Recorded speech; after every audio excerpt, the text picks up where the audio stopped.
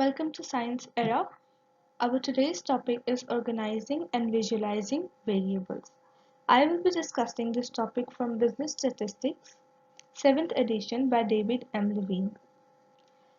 This topic is very useful for students of Unisa who are doing Sta1501 module.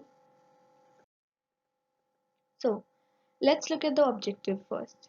Today we'll be discussing about the method to organize variables, to visualize variables, and also methods to organize and visualize more than one variable at the same time. Then we'll be discussing about the principle of proper visualization. So let's begin. Categorical data are organized by utilizing tables. There are two types of table. There is summary table and the contingency table. Summary table can represent data which have one categorical variable, while contingency table can represent data with two categorical variables. So here I have an example of a summary table of the young adults, main reason for young adults to shop online. Here you can see they have given their data in the percentage. A summary table tallies the frequency or percentage of item in categories so that you can see difference between categories. So I have these categories here and the data they have given us are in the percentage. Next is contingency table. A contingency table helps to organize two or more categorical variables. We used to study it is used to study patterns that may exist between the responses of two or more categorical variable. More details of definition. Cross-tabulates or tallies jointly the responsive of categorical variable. For two variable tallies, for one variable are in the rows and for the other variable, second variable are in the column. So now let's look at the example of a contingency table. Here you can see they have given us a contingency table for the two variables. One variable is a fund type and growth, which is growth or value, and the other variable we have the risk level. So let's see. If they ask you to draw a percentage, a contingency table based on the percentage of overall total, what we need to do? As you can see here, it says 143 for the low risk level, for the growth and the low risk level. It says 143. In order to find the percentage overall based on the overall total, we need to divide this 143 by 360, and then to get the percentage we times it by 100. Here you can see we get 143 divided by 316 and then times by 100 to get the percentage. We get 42.25%. So this is the contingency table based on the percentage of overall total. When they say overall total, we divide the number by the overall total. So in this case we have 316 as the overall total.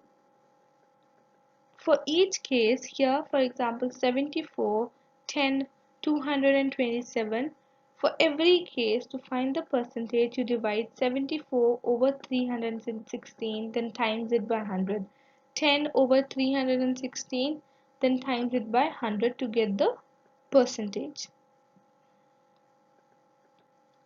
Here in the total you can see that 71.84% of the funds sampled are growth fund, 28.16% are the value funds, and the 42.25 are growth funds that have low risk.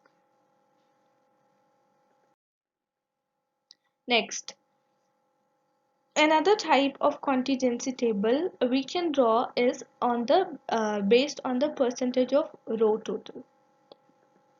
When they say that when they say that draw a contingency table based on the row total, we need to divide the factor or the value by the row total. So here we have three rows. For each row there is a total in the end.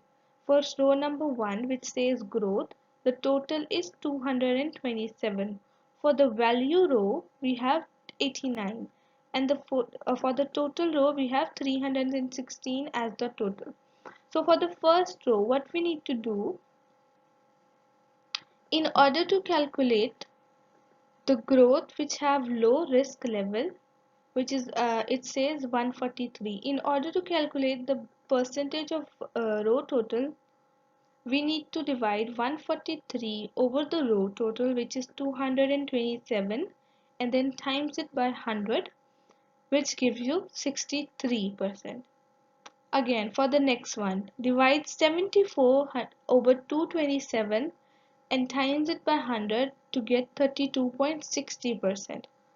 For the second row, 69 over 89, but this is the total of second row. You can't use 227 for the second row. We have to use the row total for the second row to calculate the percentage.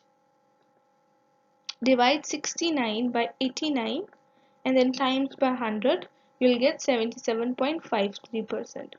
Here you can see that 63% of the growth fund have low risk, while 77.53 of the value funds have the low risk. Lastly, we have the column total. In order to find the column total percentage, we divide the numbers by the column total. Here the column total, here we have we have 5 columns. Fund type, low risk level, average risk level, high risk level, and total. For each column we have a separate total. For column number 1 we have 212. For column number 2 we have 91. For column number 3 we have 13. For last column we have 316. So in order to calculate the growth fund of low risk level 143 percentage, we need to divide 143 over 212, then times it by 100 to get the 67.45%. For the next column, 74 over 91, the column total, and then times it by 100 to get the percentage, which is 81.32. For every column, for every number they give you here in the table, you need to divide it by column total and then times it by 100 to get the percentage. Now, organizing numerical data. We can organize numerical data in three ways. Either ordered array, frequency distribution, or cumulative frequency distribution.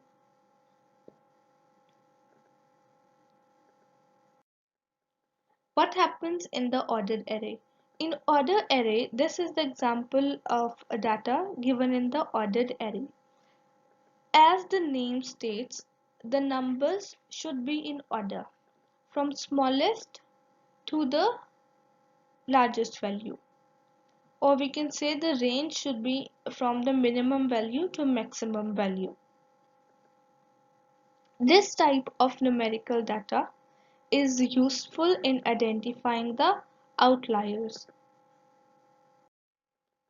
Next we have frequency distribution. A frequency distribution is the table that organizes data into numerically ordered categories. To avoid the overlapping, we need to decide very carefully the groupings of the table, decide a suitable class, and then set the boundaries for each class grouping.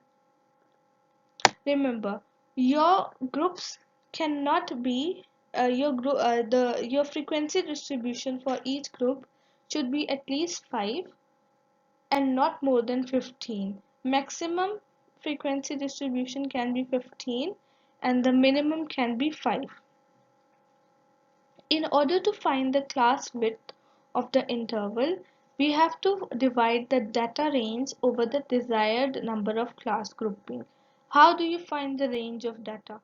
In order to find the range of data, we subtract the lowest value from the highest value. So let's look at the example. Here it says a manufacturer of insulation randomly selects 20 winter days and records the daily high temperature. So here we have a 20 days reading of temperature. First, what we need to do is put them in the ascending order, bring them in ascending order from lowest to the largest value. Then we need to find range.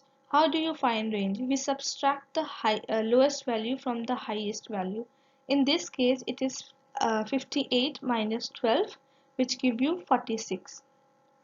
Because we have small data range, we select number of classes as 5. In order to compute the class interval or width, we need to divide the range over the number of classes. So we choose number of class as 5 and we find out that the range is 46. So we divide 46 over 5, which will give you 9 point something, and then you round up to 10. So the class interval is 10. Next step we need to do is set the class boundaries. Class interval is 10, means the class width can be 10. So when we finding the class boundaries, it should be in tens, means 20 minus 10, there are 10 digits in between. So class 1 is 10 but less than 20. Class 2 is 20 but less than 30. Class 3 is 30 but less than 40, and so on. After setting the boundaries or limits for every class, we compute the class midpoint. So class 1, which is between 10 and 20, the midpoint will be 15. Class 2, which is between 20 and 30, the midpoint will be 25. Then for the third class, 35. For fourth, 45, and so on. After you have done all this, you count the observation and then assign them to the classes. Here I have observations in the ascending order. In order to appoint them in the classes, we see that for the class 1, we need to observe what values lie between 10 and 20. There are 3 values, 12, 13, and 17. So the frequency will be 3. For the next class, 20 but less than 30, there are 6 values, 21, 24, 24 again, 26, and then 27, and then again 27. So there are 6 values. 6 is the frequency. Once you find out all the frequency, you total it. In this case, the total is 20. Next, once you find out the frequency, you need to find out the relative frequency in order to calculate the percentage. So, for the relative frequency, there is the formula for the relative frequency. Relative frequency, we need to divide frequency over the total. So, for the first class, which is 10 but less than 20, the frequency is 3. We know that the total frequency is 20. So, we divide 3 over 20 and then 3 over 20, which will give you 0.15. 0.15 is the relative frequency. In order to find the percentage of the relative frequency, we need to times this 0.15 by 100, which will give you 15%. Do the same for every class. To find out the relative frequency, you divide frequency over total, and then for the percentage, you times it by 100. Next, Once you get the frequency and then the percentage by finding the relative frequency and then timing it by 100, you get the percentage. Then you need to find the cumulative frequency. So there is the formula of the cumulative frequency. Cumulative frequency percentage we can find out by, okay, so first we need to find out the cumulative frequency. How you find it out? For the first class, it always remains same. So for the class 10 but less than 20, the frequency was 3. So cumulative frequency will be same, 3. In order to find out the cumulative frequency for the second class, which is 20 but less than 30, we add the frequency of first class and second class. 6 plus 3, which will give you 9. So the cumulative frequency for second class is 9. For the third class, we add class 1 3, class 2 6, class 3 5. So add 3 plus 6 plus 5, which will give you 14, the frequency for the third class, and so on. Then, in order to find the percentage of the cumulative frequency, you divide cumulative frequency over the total frequency, and then times it by 100. So, for the first case, for the first class, you divide 3. 3 was the cumulative frequency for the first class over the total. We know the total frequency is 20. So divide 3 over 20 and then times it by 100, you will get 15%. For the second class, 9 over 20 times by 100, 45%. 14 over 20 times by 100 will give you 70%, and so on. Next, visualizing categorical variables. Once you know that, once you have the summary table for one variable, contingency table for two variable, we need to visualize data. For the summary table, we can which have one variable, we can visualize data by three ways: either drawing bar chart, a pie chart, or a Pareto chart. For the two variable, we have contingency table. We can represent or visualize this data by the help of side by side bar chart. So let's look at the summary table for one variable. First option, we can visualize it by using bar chart. The bar chart visualizes a categorical variable as a series of bars. So you draw a bars in bar chart. The length of each bar will give you the frequency or the percentage value of the category. And remember, for the bar chart, there is a gap between each bar. For the pie chart, you use a part of circle to represent the tallies for each category. Every slice or every part of the pie will give you the percentage for the each category. Lastly, we have a Pareto chart. Pareto chart is used to portray a categorical data, a vertical bar chart where categories are shown in descending order of frequency. A cumulative polygon is shown in the same graph, used to separate the vital few and from the trivial many.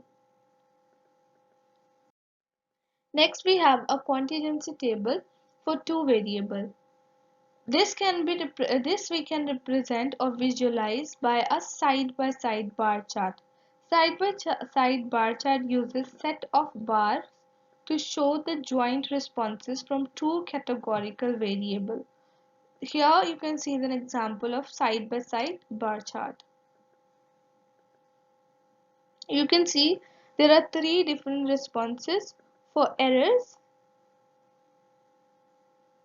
Invoice size was in the invoice, and there are three different responses for non-errors in the invoice. So this bar side by side bar chart represent the joint responses for two categorical variable. In this case was errors and non-errors. We can visualize numerical data by using graphical displays. Different types of graphical displays are stamp and leaf, histogram, polygon, or ogive. Ordered array, we can display ordered array, visualize this data by stamp and leaf display, and we can use histogram, polygon, or ogive to visualize frequency distribution or cumulative distribution. Let's look at the stamp and leaf. A stamp and leaf display is a simple way to see how the data are distributed and where concentration of data exists. What is the method of separating, of drawing the stamp and leaf display? For the stems, you choose the leading digits, and for the leaf, we chose trailing digits. In this case, for the day students, leading digits for the first stamp is 1, because 16s, 17s, 18s and 19s all got 1 as a leading digits. So in the stamp we write 1. For the trailing digits, which are the leaves which comes with stamp with 1, in this case are 6, 7, 7, 8, 8, 8, 9 and then 9. For the next stamp, the leading digit is 2, and the leaf trailing digits we use 0, 0, 1, 2, 2, 5, 7 and so on. So this will give you stamp and leaf display. Next we have histogram. Histogram is a vertical bar chart of data in the frequency distribution. So in the histogram, the x-axis or the horizontal axis will give you the class boundaries, and the vertical axis or y-axis will give you the frequency or percentage. So let's look at this one, the tallest graph, the tallest bar. Here it says the frequency is 6. So in the table, for the class interval 2 second class, we have the frequency 6. So this bar is drawn between 20 but less than 30. So this is between 20 and 30. The frequency is 6.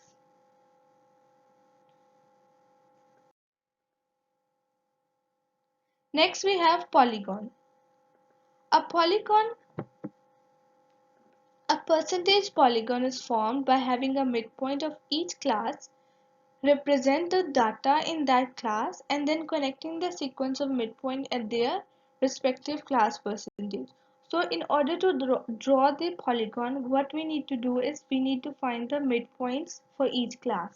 Then we plot midpoints on the graph and then connect all the midpoints. This will give you a percentage polygon. A cumulative percentage polygon, also known as ogive, displays the variable of interest along the x-axis and cumulative percentage along the y-axis. These types of graph are useful when comparing two variables or two groups.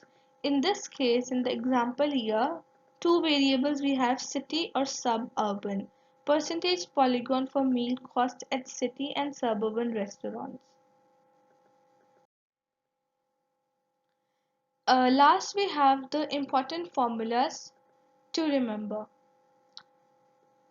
For this chapter, you need to remember you need to remember how to find out the class width. In order to find out the class interval, we subtract the minimum value from the maximum value and then divide it by the total number of classes. In order to find the relative frequency, we divide the number of successful trials over the total number of trials. For the cumulative frequency percentage, the cumulative frequency over total and then times it by 100. This was all for today. If you like today's video, please subscribe, like, and share. For the PDF note, contact on the given number. Thank you.